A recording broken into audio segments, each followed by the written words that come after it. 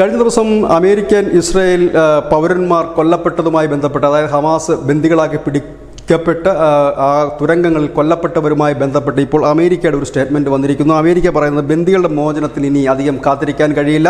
ഒന്നുകിൽ നിങ്ങൾ ബന്ദികളെ മോചിപ്പിക്കുന്ന കാര്യത്തിൽ ഒരു തീരുമാനമെത്തണം, ഇല്ലെങ്കിൽ ഇതിൻ്റെ ഉത്തരവാദിത്വം ഏറ്റെടുത്ത് ശക്തമായൊരു തിരിച്ചടിക്ക് വേണ്ടി നിങ്ങൾ കരുതിയിരിക്കുക. കാരണം ഇതിൻ്റെ ഉത്തരവാദിത്വം നിങ്ങൾക്കാണ്.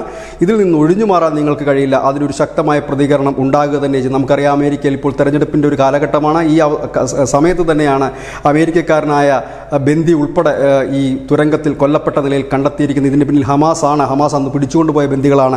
ഏതായാലും അമേരിക്ക ശക്തമായി തന്നെ ഒരു നിലപാടിലേക്ക് നീങ്ങിയിരിക്കുന്നു. ഇവിടെ ശ്രദ്ധേയപരമായ കാര്യം, തിരഞ്ഞെടുപ്പിലേക്ക് പോകുന്ന അമേരിക്കയ്ക്കും ഒപ്പം തന്നെ വലിയ പ്രതിഷേധം അലയടിക്കുന്ന ഇസ്രായേലിനെ സംബന്ധിച്ചും വലിയൊരു തിരിച്ചടി ഹമാസിന് നൽകുക എന്നുള്ളത് തന്നെയാണ് മുൻപിലുള്ള ഏക പോംവഴി. കാരണം ബന്ദികളാക്കപ്പെട്ടവർ മരിച്ചിരിക്കുന്നു, ഇല്ലെങ്കിൽ അവരെ കൊന്നിരിക്കുന്നു.